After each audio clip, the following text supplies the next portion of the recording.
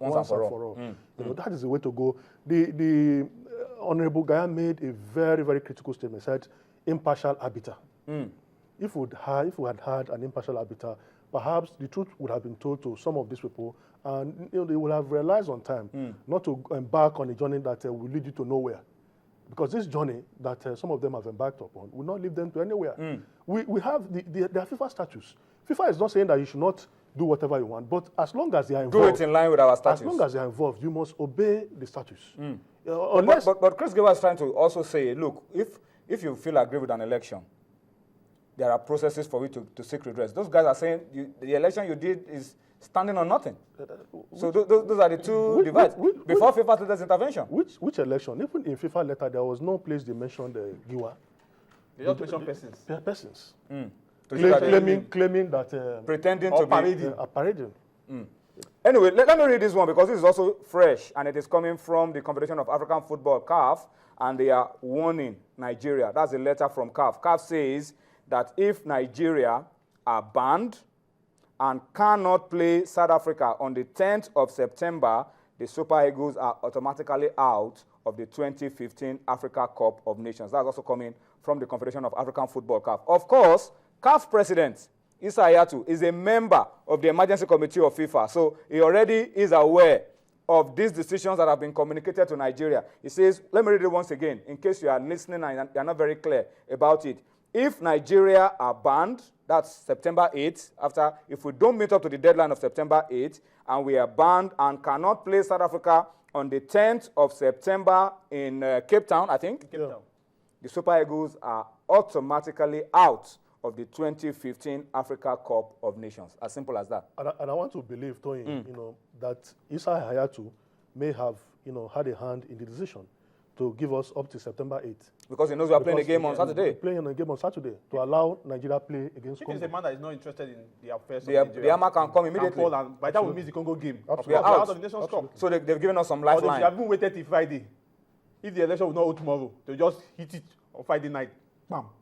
And then there will be trouble. There will be trouble. And crisis. Anyway, let's hope that between now and Monday, reason prevails, and we are able to act in line with the directives of FIFA.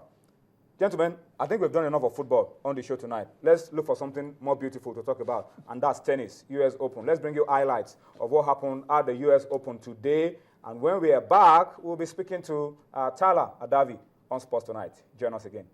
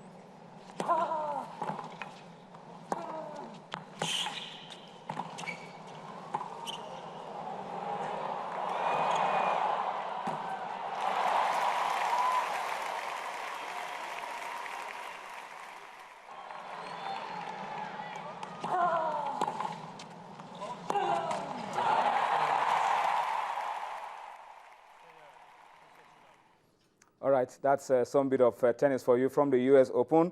We'll come back to Twitter. A lot of interesting tweets are coming up. We'll come back to that later on before the end of the show. But let's quickly take you to the United States of America, to Flushing Meadows, and meet the pretty Tala Hadavi, who joins us on Sports Tonight. Tala, give us a quick wrap-up of today at Flushing Meadows. Sure, nice to be with you, Toyin. As you know, Azarenka got beat today. Makarova beat her in 2 straight sets. It was really interesting because even though they were 16, 17 seed, their resumes are very different. And I would consider this to be an upset by Makarova. You know, Azarenka has been a #1. She's played 2 finals in U.S. Open. She has 2 Australian Open championships. So this was definitely an upset. And Makarova, Russian, 26-year-old, she definitely has an exciting game ahead of her. Probably is going to be Serena. And then, currently we're watching the match between Wawrinka and Nishikori, the Japanese, 5'10", 154 pounds, which is about 70 kilograms. He's coming from upset after upset. He's had an injury-full year, and even though he's in ranked number 11 right now, he's been having an incredible sort of marathon. They've been calling him the marathon man. So he's been playing really well, and right now they're starting their 3rd set. The first one was 6-3 to Wawrinka, and the second one he won in the tiebreak. So it's really, if he goes to the semifinal, he's going to be the first Japanese to ever make it to semifinal in a major. So it's a very exciting, and I look forward to seeing the results. Well, let me take you very quickly to what we're expecting tomorrow. Tomorrow is Djokovic against Andy Murray. What are you putting your money on? That's on one side. And then Serena is up against Flava Pennata. Are you expecting an upset in that one as well? Yeah. They're actually playing tonight, both of the matches. It might be late, early morning for Nigeria, but they're playing tonight at 7 and later on. Djokovic and Murray have played many times against each other. They played 20 times, and they're 12-8 to Djokovic. And Murray's coming from a pretty good tournament. He's had a tougher year. Djokovic is coming from a flawless tournament so far. They've played against each other. This is a rivalry. They're 1 week apart as far as age. They know each other very well. It's going to be a marathon match again, and whoever is really the toughest at the end of the day is going to go home with the win. But Djokovic is a better player on the hard courts normally. So I would say, if I was to give my money on something, I would say Djokovic is going to go home with the win tonight. But it's going to be a long one. I expect it to be 5 sets. Well, Roger Federer and Guy Monfils are also currently playing. What update can you give us about that, and what do you think will happen at the end of the day? Monfils is a very interesting player. He's young, he's fearless, he has incredible speed and agility. He is known to be sort of a little bit of a wacky player. He doesn't have a coach. He's not traveling with anyone. He drinks soda in the middle of the matches. He takes a lot of risk. He's running around. He's sort of a showman. While, as you know, Federer is 33 now. He's very wise and mature. He actually said in the press conference yesterday that, even despite the fact that Monfils may not have won any big tournaments so far, he still is someone that a lot of top players are sort of fearful of meeting, because you never know with him. He is such a raw talent, and I think it's going to be an incredibly interesting match. But at the end of the day, Federer has incredible wisdom that comes with it. And I think that's sort of the name of the game of this tournament this year. I see a lot of the older players. It's no longer the young phenoms, the teenage phenoms that are coming through. It's really the older, wisdom is winning. And I think that's sort of the general sort of thing that is happening with tennis overall. We see more and more older, there's more money involved, so more players can afford staying on the tour for a longer period of time. This 2013, there was a statistic that I saw recently, was 45 women and 62 men made more than $550,000 a year. So which means that players can afford having more than one coach along, they can travel longer. So really, generally, I think that the wisdom is what carrying people longer, players longer. And I think Federer is going to go home with the win. Although Monfils is an exciting player, we're going to see a really exciting match tomorrow. Well, thank you so much, Tala Hadavi, for speaking to us on Sports Tonight. Tala is the VOA correspondent, of course, covering the U.S. Open at Flushing Meadows. We will, of course, try to link up with her again tomorrow to get fresh updates around the U.S. Open. Gentlemen, before we wrap up the show, let's go back to Twitter. And I want to read this one. It's coming from a very good friend of the house. at Uzo Uriel, in Nwanweze, at Uzo Uriel. It seems we've forgotten about our campaign for the Eagles, our Congo Must Fall campaign. And of course, you remember, before the World Cup, we also launched our hashtag Soar Super Eagles. And so I think we need to revisit that. What we'll do is that tomorrow we will put all of it together. Soar Super Eagles, Congo Must Fall. We must begin again. If we work for the Eagles, made them African champions in 2013, and help them go beyond the front side of the World Cup, I'm sure it can work again in 2015. But the big but of September 8th. That's a big but, September 8th. Final word from you, Monday morning, 7 a.m. Monday morning. Right, the caucus. Monday morning. The letter will flow. No, but I'm sure nothing will happen.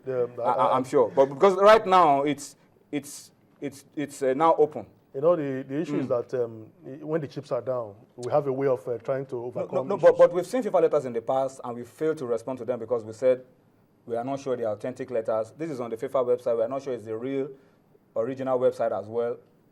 Is this a game changer, Onye? Is this a game changer? Absolutely, because we have been pushed to the wall. After Congo, we have to play South Africa in Cape Town. You know, so on Monday, if we don't do the right thing, our players will just pack their bags and go back to their clubs. So we are left in the lodge.